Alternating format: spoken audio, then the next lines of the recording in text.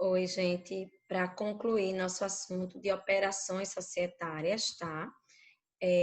Eu vou trazer o segundo tipo de operação societária não comum, que são os grupos societários. Veja, a gente escuta muito falar de grupos societários quando a gente está se referindo às operações de falência, de obrigação trabalhista, ou seja, quando um grupo responde pelo outro, quando há uma configuração, a gente vai ver muito esses grupos societários na desconsideração da personalidade jurídica, que é quando uma pessoa jurídica ela vai responder por débitos de outra, uma vez que se considera que elas constituem um grupo econômico, um objetivo, uma persecução econômica comum, tá? Uma finalidade única. Então, grupos societários, eles ocorrem, eles se configuram quando são formados por grupos societários entre sociedades controladoras e sociedades controladas mediante convenção. E essa convenção, ela vai acordar, ela vai definir a participação de recursos ou de esforços para o atingimento do objetivo comum, tá? Ou ela pode também se referir à participação de atividades ou empreendimentos em comum. Um exemplo, é muito comum um grupo econômico, uma construtora. Uma construtora vai ter, ela pode vir a ter, se configurar um grupo econômico em relação a fornecedores de matéria-prima, em relação à própria fábrica de cimento, enfim. Ela vai ter uma série de atividades, mas que no final das contas, todas as sociedades juntas, elas formam um grupo societário. Gente, atenção, cada sociedade do grupo econômico, do grupo societário, ele, em regra, ele vai ter um patrimônio, uma personalidade própria, um patrimônio e uma personalidade distinta, tá? A sociedade controladora ou a sociedade de comando do grupo, ela obrigatoriamente ela vai ser uma sociedade brasileira, tá? E o documento que constitui aquele grupo societário, ele vai ser uma convenção. Os requisitos da convenção, eles estão previstos no artigo 269 da Lei das Sociedades Anônimas. Vamos olhar ele rapidinho aqui, deixa eu abrir a lei aqui, Lei 640.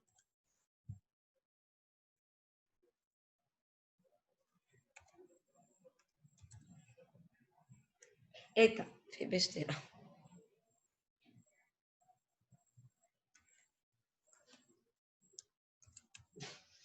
O grupo de sociedades será constituído por convenção, ou seja, o documento constitutivo é uma convenção, aprovada pelas sociedades que o componham, o qual deverá conter, ou seja, esses são os requisitos da convenção.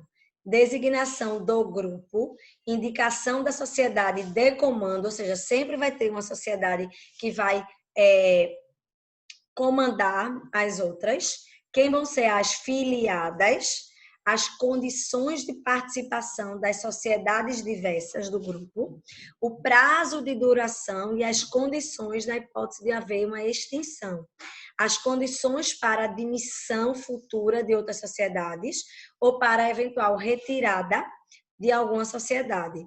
Os órgãos e cargos da administração do grupo, suas atribuições e as relações entre a estrutura administrativa do grupo e das sociedades que o componham, a declaração da nacionalidade do grupo, lembrando que a controladora ela vai ser obrigatoriamente, quem vai comandar obrigatoriamente vai ser a sociedade brasileira, né? E as condições para alteração da convenção. Olha aí no parágrafo único esse requisito. O grupo de sociedades considera-se sob controle brasileiro se a sua sociedade de comando está sob o controle de pessoas naturais residentes ou domiciliadas no Brasil, pessoas jurídicas de direito público interno, sociedade ou sociedades brasileiras que, direta ou indiretamente, estejam sob o controle das pessoas referidas nas alíneas A e B. Ok, gente, para terminar esse assunto,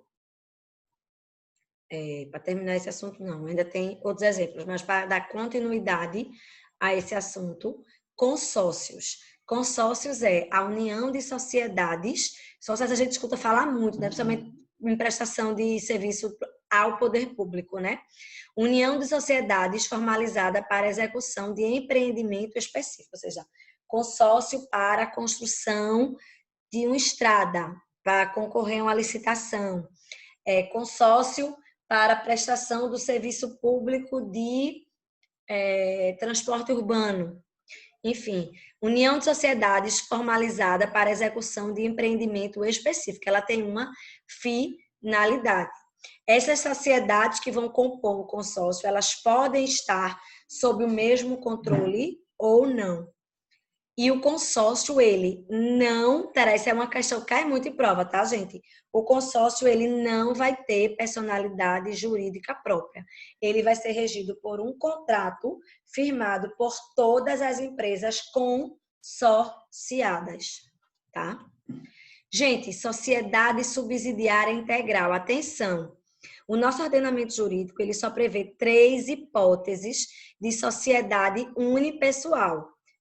E um desses exemplos é a sociedade subsidiária integral, que consiste no modelo de sociedade anônima em que todas as ações, obrigatoriamente, são de titularidade de um único acionista. Mas esse acionista, ele não vai ser uma pessoa física. Ela vai ser uma sociedade brasileira.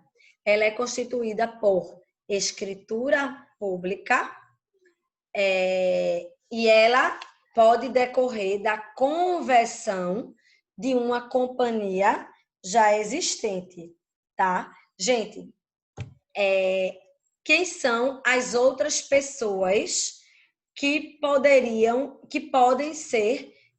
empreender sozinho? A Eireli, porque o empresarial não é sociedade, ele executa atividade econômica organizada em nome próprio, atividade empresária em nome próprio, então é a Eireli. Ano passado veio a Sociedade Limitada Unipessoal e a Sociedade Subsidiária Integral, ou seja, é uma única pessoa, um único sócio, mas esse sócio ele é uma sociedade brasileira. Gente, joint venture é uma modalidade de cooperação, na verdade. Essa cooperação ela vai se dar entre sociedades empresárias com a finalidade de exercício de uma atividade econômica independente, aí é independente, tá? Ficou faltando aí. E com intuito lucrativo. Ela não é criada apenas para prestar um serviço à sociedade que a criou. Ela não é um braço de uma determinada atividade. Ela é criada, ela é criada para exercer uma atividade econômica específica, tá? Um exemplo que, infelizmente, a gente encontra bastante no nosso ordenamento jurídico é a criação de uma cooperação, de uma joint venture, com finalidades ilícitas e morais, que seja a concentração de poder de mercado, gente.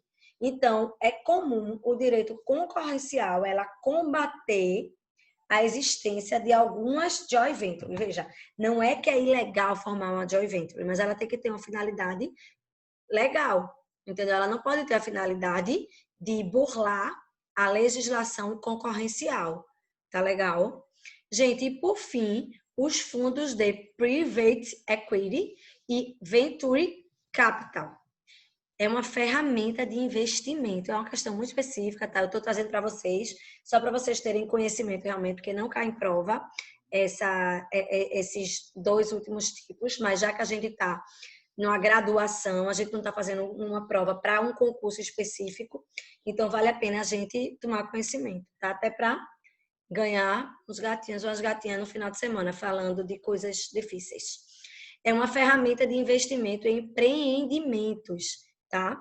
É um empreendimento que vai nascer, que está surgindo. Ela tem um potencial no investimento, mas ela não tem esse futuro marcado. Ela é uma potência. Então, é um investimento privado, tá? Eu vou comprar uma participação em sociedades empresárias que tem uma perspectiva de crescimento. A gente escuta falar muito disso atualmente, quando a gente fala desses novos empreendimentos que estão surgindo, tá? E aí é muito comum a gente ter esse tipo de investimento de capital, certo? Gente, então é isso. Esse é nosso assunto de operações societárias, tá? Qualquer dúvida, postem, eu vou estar online todo o período da aula. E aí, próxima aula, eu vou postar para vocês. A gente começa o estudo da desconsideração das personalidades jurídicas, tá legal? Um beijo, bom final de semana. Até as dúvidas que eu estou esperando de vocês.